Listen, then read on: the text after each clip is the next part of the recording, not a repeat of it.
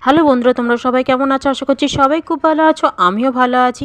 এটা হচ্ছে জানো তো সরস্বতী পুজোর সকালবেলা। আমি ভিডিওটা আমার কালকে ছাড়ার কথা ছিল, তো আজকে ছাড়ছি, কারণ কালকে একটুখানি আমার ছেলের শরীরটা খারাপ হয়েছিল, তো ভিডিওটা তাই জন্য ছাড়তে পারিনি আমি। তার জন্য ভেরি সরি, আমি অনেক খুব দুঃখিত যে ভিডিওটা ছাড়তে পারিনি বলে, তাই জন্য আজকে ছাড়ছিলাম। আজকেও ভেবেছিলাম ছাড়া হবে না বোধহয়, কিন্তু তারপরে দেখলাম যে টাইম আছে আমার হাতে, তো ভিডিওটা ছেড়ে দিই, নয়তো ফোনের মধ্যে থেকে যাবে আর ভিডিওটা তোমাদের সাথে শেয়ার করা হবে না। আমি যা করি মোটামুটি এমনিতেও আমি তোমাদের সাথে ভিডিওগুলো শেয়ার করি যতটা পারি। তো যাই হোক, এই ভিডিওটাও শেয়ার করলাম। আর এখানে কি বলো তো, এই কোন্নগরতে এবছরটা নতুন, তাই জন্য আমি ভাবলাম যে তোমাদের সাথে এই ভিডিওটা শেয়ার করি। তো দেখতেই পেলে ওপরে জামাকাপড় মেলছিলাম, আর কদিন ধরে খুব মেঘলা ছিল আকাশে, মানে সরস্বতী পুজোর দিনও মানে মেঘলা ছিল, আর তারপরে বিকেল মানে আর একটু বেলা হয়ে যাওয়ার পর রোদ উঠেছিল। তো জামাকাপড়গুলো মেলে দিলাম যতটা পারলাম, আর বাকি যেগুলো ছিল সেগুলো মেলতে পারিনি, সেগুলো নিচেতে নিয়ে চলে এসেছিলাম। আর বেলার দিকে একটুখানি মানে পুজো হয়ে যাওয়ার পর যাবো শ্বশুর বাড়িতে, মানে বড়নগরে যাব, সেখানে হচ্ছে ওই গোটা সেদ্ধ রান্না করেছে সেটা খেতে যাব।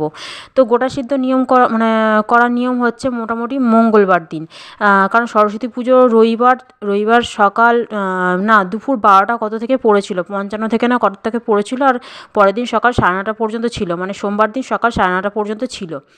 তো আমি জানতাম যে মঙ্গলবার হয়তো গোটা সেদ্ধ হবে, কিন্তু তারপরে শাশুড়ি বললো যে না, গোটা সেদ্ধ আজকেও করেছি, তো খেয়ে যা।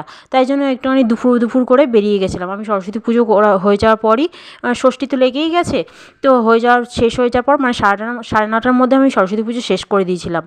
তো সকাল অনেক সকালে উঠেছিলাম, মোটামুটি 6টার সময় উঠেছিলাম, উঠে তাড়াতাড়ি করে পুজোর জোগাড়যন্ত্র করে আলপনা দিয়ে, শিকলগুলো তো আগেই তোমাদের ভিডিওতে শেয়ার করেছি যে আগেই টাঙিয়ে দিয়েছি। তারপরে সরস্বতী পুজোর জায়গাটা ভালোভাবে ঠাকুরকে বসিয়ে মানে রেডি করে তারপরে অঞ্জলি দিলাম। অঞ্জলি আমি কী বলতো, আমি প্রত্যেক বছর পাড়াতে দিতাম, তারপরে আগের বছর থেকে আর কি বলছি, আগের বছর থেকে আমি ওই মানে বাড়িতেই পুজো করি, বাড়িতেই মানে ওই ফটো নামিয়ে পুজো করে বাড়িতেই ওই ফোন দেখে অঞ্জলি দিই।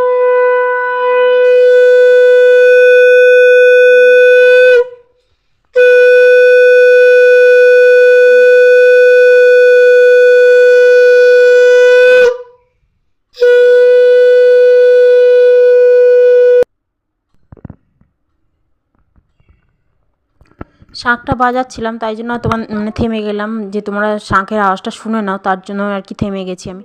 তো যেটা বলছিলাম, আমার ছেলে আগের দিন মানে রবিবার দিন স্কুলে আর কি অঞ্জলি দিয়েছে, আর তারপরে পরের দিন আমি ঘরে পুজো করেছি, সেখানে আমি মন্ত্র বলছিলাম ফোন দেখে, তো মন্ত্র বলে ও পুজো দিচ্ছিল। তো তারপরেই দেখো আমার পুজো হয়ে গেছে, এবার পেটে হাত দিয়েছি, খিদে পেয়ে গেছে খুব জোর, কারণ অনেক সকালে উঠেছি, তারপরে এত কাজ করেছি, খিদে পেয়ে গেছে, আর অনেক বেলাও হয়ে গেছে, মানে মোটামুটি সব রেডি করে আস্তে তারপরে আটা মেখে, তারপরে মানে ফুলকপি আলুর তরকারি করেছিলাম।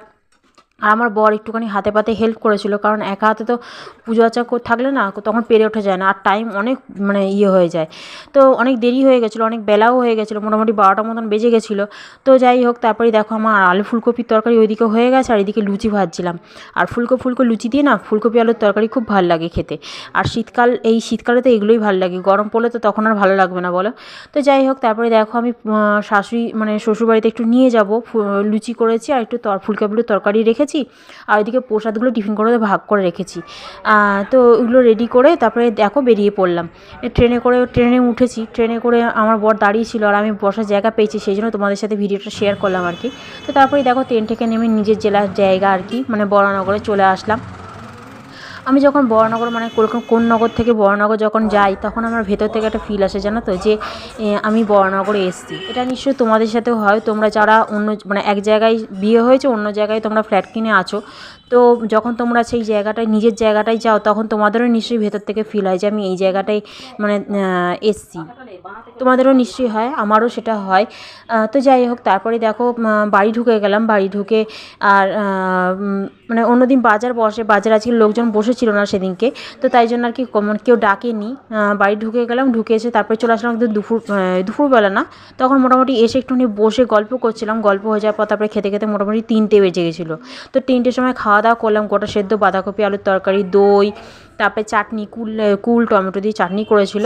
তো ওই দিয়ে খেলাম, খেয়ে দিয়ে তারপরে নিচেতে চলে আসলাম। আমাদের তো ওপরে রান্নাঘর, তোমরা তো জানোই যে আমার ছাদের মধ্যে রান্নাঘর। তারপরে নিচেতে চলে আসলাম। আর এই জানলাটাই জানো তো আমি অনেক জামাকাপড় মেলতাম, এখানটায় আমি বসে থাকতাম আমার ছেলেকে নিয়ে। আমার ছেলে যখন খুব ছোটো ছিল তখন এই জানলার মধ্যে আমার ছেলে বসে বসে খেলতো, মানে আর এই জানলা থেকে আমার একটা ফোনও আমার ছেলে ফেলে দিয়েছিল নিচেতে।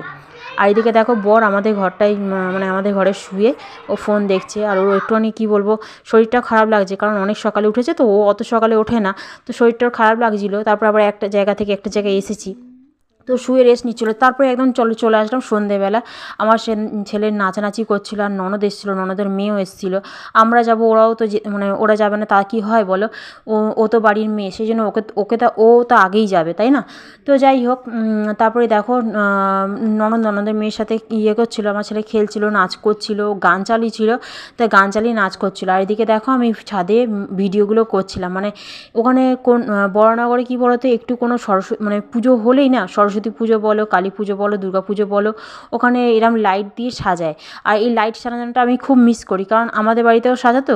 আর আমাদের কোন্নগরে কী বলো তো, নিস্তব্ধ নিঝুম এলাকা, তো ওই জন্য ওখানে মানে অতটা পরিমাণে সরস্বতী পুজো হয় না। সবার ঘরে ঘরে সরস্বতী পুজো হয়, কিন্তু এই পাড়ায় পাড়ায় মানে এরম হয় না, যেটা বড়নগরে আমাদের মানে বড়নগরে হয়।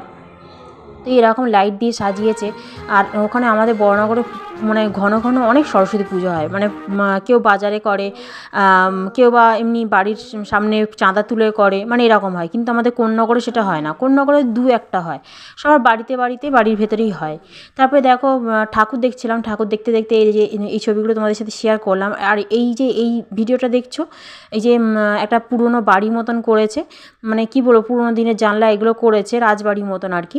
এটা হচ্ছে আমাদের বাজারের মধ্যে, মানে যে বাজারটার ভেতর দিয়ে আমরা বাড়িতে, মানে আমার বাড়িটা, মানে কি বলবো, বাড়ির সামনে আমাদের যে বাজারটা, সেই বাজারের মধ্যেই এইটা করেছে, মানে আমাদের বাড়ির সামনেই আর কি। তো এই ঠাকুরটা তোমাদের সাথে শেয়ার করলাম। এই ঠাকুর মানে প্রত্যেক বছরই এই জায়গাটা, মানে এই বাজারের মধ্যে যে জায়গাটা, এখানে দুর্গা পুজোও খুব ভালো করে, আর সরস্বতী পুজোর প্যান্ডেলগুলোও খুব ভালো করে, প্যান্ডেলগুলো খুব সুন্দর হয়। তো তারপরে দেখো ঠাকুর দেখে একটু বাড়ি চলে গেছিলাম, বাড়ি গিয়ে তারপরে বেরিয়ে পড়লাম, মানে খাবার দাবার নিয়ে বেরিয়ে পড়লাম, কারণ বাড়ি যেতে হবে, কোন্নগরে আসতে হবে, কারণ দেরি হয়ে যাবে অনেকটা আস্তে আস্তে, আর একটু এসে রেস্টও নেবো, তাই না? কারণ বাড়িতে এসে তারপরে সরস্বতী পুজো করেছি, সন্ধে জ্বালতে হবে। তো বাড়িতে এসে চলে আসলাম ট্রেনে করে, তাড়াতাড়ি পৌঁছে গেছিলাম, কারণ বাসটা খুব তাড়াতাড়ি চালিয়েছিল, আর ট্রেনও তাড়াতাড়ি পেয়ে গেছিলাম, পৌঁছে গেছিলাম। তারপরে দেখো শাশুড়ি করে দিয়েছিলো আলুর দম আর কচুরি আর একটু মিষ্টি। তো এটা খেয়েই শুয়ে পড়বো, অনেক খাটাখাটনি হচ্ছে, সন্ধেও জ্বালবো, সন্ধ্যে জেলে তারপরে শুয়ে পড়বো। তো আজকের মতন ভিডিওটা আমি এখানেই শেষ করব। তোমাদের কেমন লাগলো অবশ্যই বলো, ঠিক আছে? আর সরস্বতী পুজোর সাজগোজও বেশ ভালো হয়েছে, সাজিয়েছি, মানে বেশ সেজেছি। টাটা, তোমরা ভালো থেকো।